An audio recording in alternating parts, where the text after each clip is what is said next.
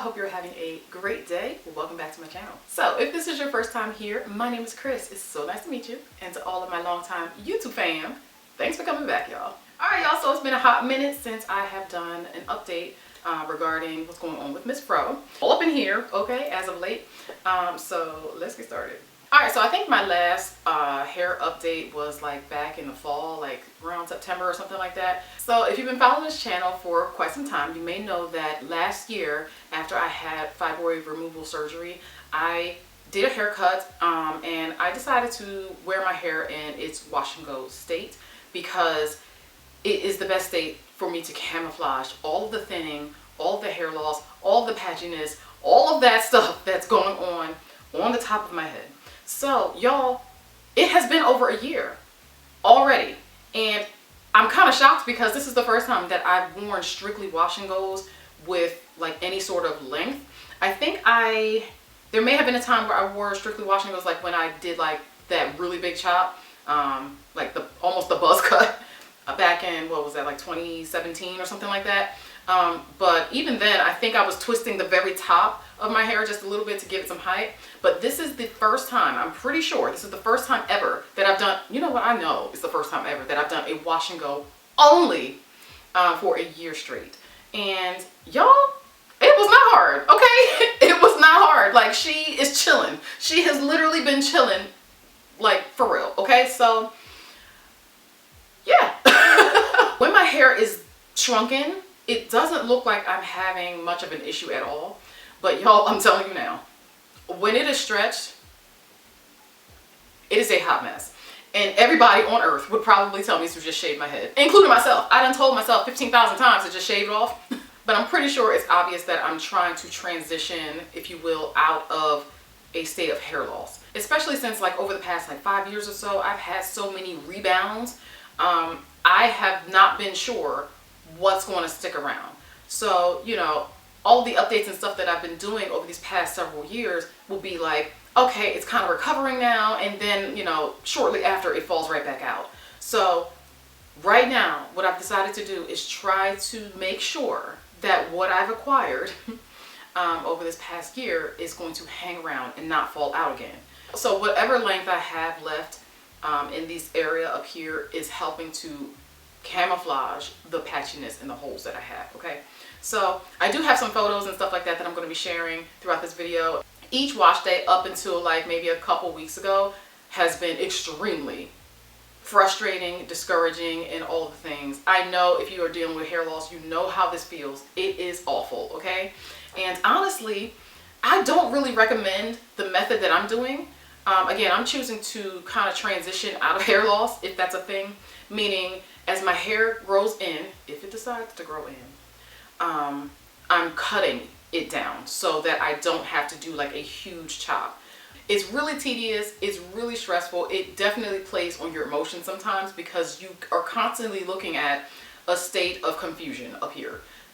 Okay, so it'll be like some hair growing in, some hair not growing in, and then you have length that's kind of all over the place. So it's a really choppy situation. And I personally prefer to like big chop. So I guess you're wondering why I haven't done that, especially since I did it before, right? So to be honest, so many things have changed with my body over the past couple years as I headed towards 40, and now that I am 40, things are still changing. There is a lot going on, y'all, that I'm not quite used to just yet, right? So I'm not necessarily ready to do the same exact hairstyle that I had back in like 2017. I'm in a different place, right? I don't even dress the same. So for me, I'm trying to gradually get to a place where I am comfortable with what I'm rocking. So let me know if you can relate to that. Also, since I've had so many different lengths over the years, I know what my favorites are. And having like 2 inches or 3 inches on top for me is not my favorite length.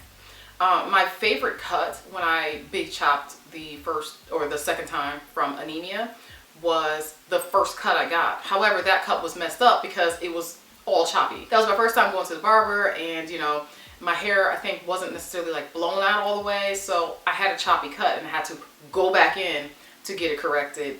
And I think I was still having hair loss and stuff like that. That was my favorite. And then as my hair grew in, my favorite stage was when it was about 6 to 8 inches long on top, and I think 8 inches was too long. So in reality, it was probably about 6 to 7 inches long on top. The back, I could care less about the back, okay? The back could be a half an inch, 2 inches, 3, 4, that's all fine. But the top for me, because I have a flatter head right here, I prefer it to be about 6 inches at least. That gives me enough room to twist. It gives me enough room for rollers. It gives me enough coils for a wash and go that I'm comfortable with the shrinkage, shrinking here. For me, it's all about like the shape. And right now, it's not quite grown out enough up here where I want to cut it down to that length. So, okay. So even though I don't want to spend a lot of time on supplements and stuff, I will mention that I decided to stop taking like my allergy medicine Claritin. I was actually using the Equate version from Walmart. As you may know, I have a ton of allergies, and if I'm blinking a lot today, bear with me. It has been a really rough allergy night and morning for me, so I'm struggling up in here. But typically I am on some sort of allergy medicine. Recently looked up, you know, like side effects and stuff like that, and hair loss is mentioned as a potential side effect. It's really rare, but you know, it's mentioned. So I was like, you know what, let me see what happens if I don't take this medicine. I think I stopped it like in January or something like that, just out of curiosity to see what happens for me. Do I think that it is causing any of the thinning and stuff? No, I don't.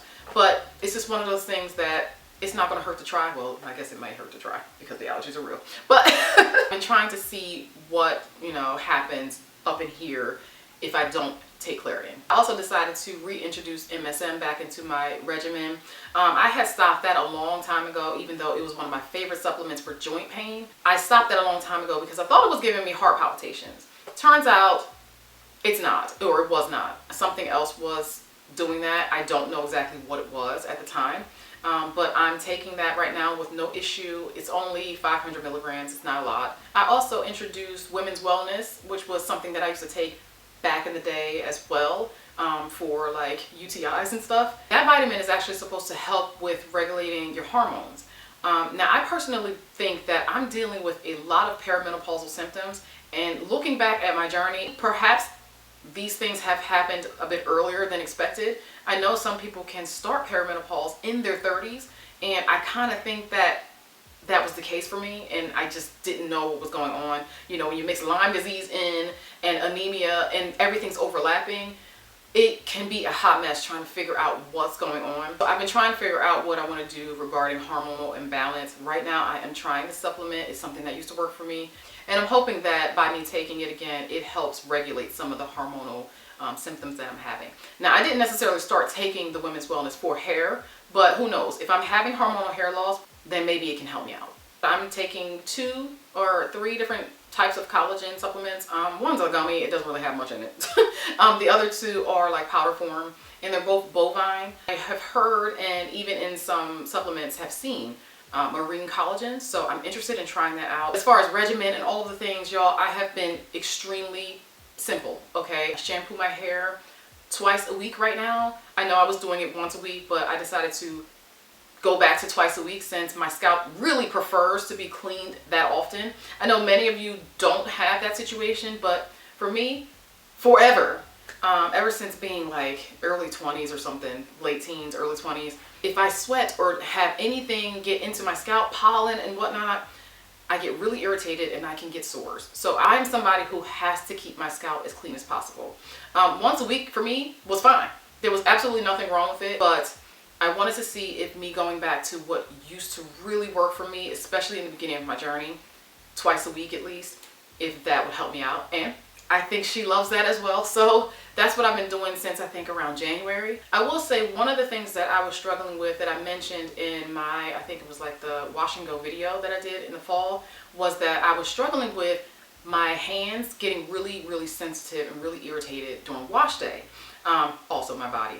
Okay, the fatigue is real during wash days, y'all. Like, yeah. But washing my hair, I have to wear gloves now just to make sure that my hands don't dry out so much and get extremely sore and irritated. Yeah, I'm doing that. I'm currently also detangling in the shower versus over the tub, simply because my back is not having it anymore. All right, so let's talk about what's been going on as far as the growth that I've been having in my hair, or on my hair, in my hair, at the top of my head, whatever. Okay. Good news, finally. I have finally started to feel a little fro, a nice little dense fro in the roots of my hair. And when I tell you, it has been like years since I felt that. It has been a really long time, y'all. Okay, seriously. So it's to the point now that when I'm washing my hair, and even when I go in for scalp massage, which has also been a year since I've been doing that, I'm having a harder time getting in there. So I mentioned before, matter of fact, it was when I cut my hair on camera last year, that I could go in here and it just, I'm hitting my head, right? Because like the density was just gone. And it was like that forever. Finally, I'm feeling like in the shower, I'm like, okay, I'm having a hard time getting in here. And that's a great sign. That means that something is working, something is kicking in, and thank you, Jesus, okay?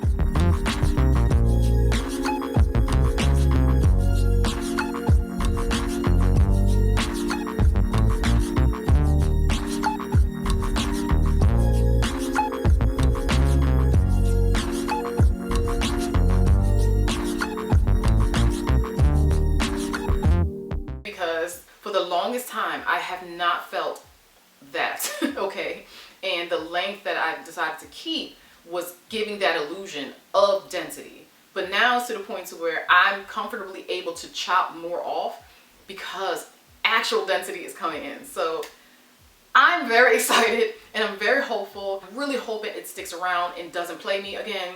Okay, so I'm actually really grateful that I have my YouTube hair journey here on the internet. Even though it's been up and down and whatnot, I really hope that it's been helpful to have had these videos posted. It's also helpful to me because it's kind of like a little bit of a diary. I can go back and look and see how my hair has changed over the years, and you know, how my regimen has changed and whatnot, and even how like my health has changed and just everything. So I watched several of my old videos, and what I would notice is, and I mentioned it at the time when I was, you know, doing hairstyle tutorials and stuff like that. I would say things like, oh, it's fall shedding, and you know, this area is, you know, it came out and it's coming back in or whatever, and I wouldn't worry about it because it would always kind of bounce back in, or bounce back.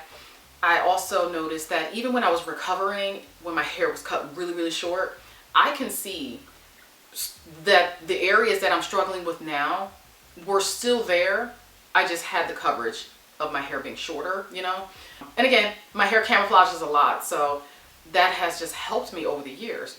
I also saw things like back in, like, man, I don't even know, like when I used to record on my phone, a little patch missing right here. And I mentioned that last year, that I noticed that it looked like I was getting a spot right here, but that spot was there a long time ago. It just was kind of like not as prominent. I'm actually going to twist these sections here on my hairline really small, because I have very sensitive edges. They've been really sensitive since having children. They've never really been up to par since then. They're a lot sparser than other places on my head, so I just try to preserve whatever little bit of hair I have there as best as I can. They're so sensitive to the point that, like, whenever I put oils and things on them to try to thicken them up, they get irritated. Like, my scalp gets irritated. It's just this whole thing. And I don't know if that means that genetically for me, I've kind of just had this thing going on. Even when I was relaxed, like, it just kind of plateaued all the time. I would always have to do a lot of trimming on the top and whatnot, and it just has always been an issue in this area for me, and in the back. Okay, I don't know, y'all. It might just be kind of how I'm set up. Okay. It might just be kind of like how I'm set up. I don't even want to say it like that, but for real, like, I'm not sure whose genes I've inherited, may have inherited, I don't know. I'm totally done with blaming myself, or potentially blaming myself for something that I'm literally not doing, okay? As you know, I've been keeping my sides shaved, like this part, and I'm still keeping that up. And I recently decided to do the same thing in the very back because I naturally have an area back here that refuses to grow no matter what. I think that this might be stemming from relaxers. I have like an inverted hairline in the back, so it always looks like I have a hole if I get past a certain length. The hair that grows there is so fine, it almost looks transparent, okay? So I have video footage here of what it looked like about maybe like a month ago or something like that. And I got tired of it, y'all, okay? Because it's just ridiculous. I was racking my brains like, is it from the way I tie my bonnet at night? Is it from the scrunchies, which I don't even have to use the scrunchies to keep my hair from getting messed up back here anymore. I was only doing that to preserve my coils when I slept on my back. Is it from me sleeping on my back because I'm trying to sleep on my back to avoid allergies and smushing my face and all the things? Okay, I'm racking my brains. I'm like, you know what, Chris, it has been like this forever. Stop. You're just gonna cut it off, okay? So I cut it off. It was like 9.5 inches long or something like that. I parted the back and I decided to make some sort of undercut to make it look like it's supposed to look like that, okay? And I'm moving on. I'm moving on, y'all. I can't.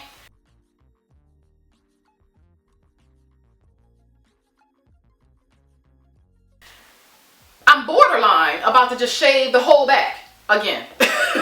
You might be like, why would you have to shave the whole back? Okay, so remember those things I was talking about, you know, like hormones and stuff. I feel like, and I know, I can see it. I can't even say I'm feeling like, because it's actually happening. I have seen many women of perimenopausal age and older. Many of them have said that their hair texture changed as they got older. And you hear that and you're like, okay, well, yes, I'm assuming that that can happen to some people and whatnot. But y'all, they are serious, okay?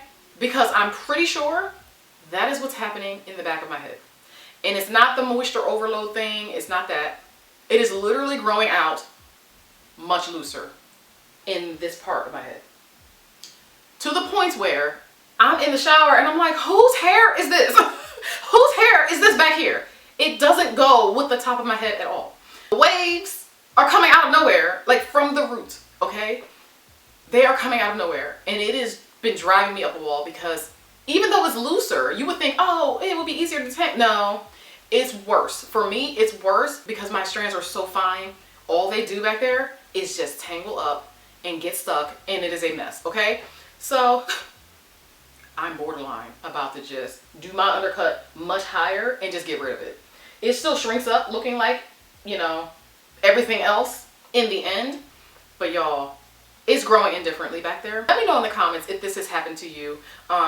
You don't have to share like your age and stuff like that, but look, you know, I think that it's really helpful for other women to see that seriously, as you get older and as you grow up, these things change, and you can be literally like 1 minute something is some way and then the next month it's completely different. Sometimes the next day, okay? I guess I shouldn't really be too shocked because the gray hairs, like right here, the gray hairs that I have come in a non-uniform pattern. I've always had like random straight pieces sprinkled throughout in there. And again, I always have had like a looser section right here and back here, like a smaller section. But my gray hairs are kind of evidence that I don't know what my pattern's going to be, y'all, okay? If I turn all gray, because they are all different. So anyways, it's great to have coverage coming in. I hope it sticks around. I have noticed, like I mentioned in September, I was afraid that the hair loss was going to start getting up in here, and it has. It also has reached up in here. I have really short pieces all up in the crown, okay? I also have had sensitivity and, you know, the itching and stuff like that. It is pollen season, but, you know, those are typical signs of like alopecia, androgenetic alopecia and stuff like that. I don't have any scarring or anything like that. I have coverage. My follicles look great. They look active according to the dermatologist and whatnot, but it definitely has traveled up in here.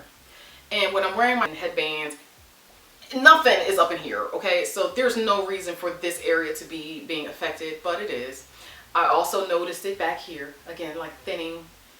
So I've just been trying to catch it And I think I've done pretty well with catching it because, again, the new growth that I'm feeling is all over. It's more concentrated up in here because this is where I was focusing, but I am getting some new growth back up in here. The right side right here is, I lost the most over here. It's very concentrated on the right side. Just looking at the pattern of hair thinning that I've had, the fact that it's literally right here, and it almost, again, now that it's getting up in here and going straight back, it's literally like a line, like a roadmap, okay? Like right down the center of my head, going all the way to the back. Like I could draw like a line. Yesterday I actually washed my hair and I cut it shorter again, so it's basically back to where it was last year. I keep having to go right back to that same area, so whatever. I kind of don't care anymore. I kind of like, it just is what it is. My goal right now is to just keep hair on my head, keep it as healthy as possible, and to be confident in what I have, right? So I noticed that a lot of ladies who are around my age who also have natural hair channels, they're also dealing with very similar issues, whether it's again, perimenopausal thinning, like hormonal issues, or CCCA, or androgenetic alopecia, or scarring alopecia, whatever. Like many of us are dealing with something very, very similar. And I'm not sure if we all were relaxed. I know I was relaxed. I relaxed my hair way too often, y'all. I'm talking like at one point for many years, I was doing it like monthly, okay? I don't know if, you know, thinking about like all the studies that have come out with relaxers and even like extensions and stuff like that, like I don't know, okay? But it's extremely frustrating, and unfortunately it's really common. But I know for a fact that by them also sharing what's going on with them, it's helpful to all those who are not in front of a camera, who are dealing with this and who may feel like they are by themselves. So yeah, thank you, Jesus, for the progress thus far. I hope and pray that if you are dealing with hair loss, you are encouraged and you're finding success in the methods and things that you're trying. I know how hard it is. I know how frustrating it is. It's not fun. It is not fun. So please stay encouraged, and I hope this video was helpful in some sort of way. Again, it's not a tutorial. It's not like I don't have all of the answers. This is a roller coaster, okay? But it's gonna be okay. It's gonna be all right. God is good. I still got some hair. I still got some hair, and it's gonna be all right, y'all, okay? So I hope you are having a fantastic day, and I hope to see you soon in another video. Take care.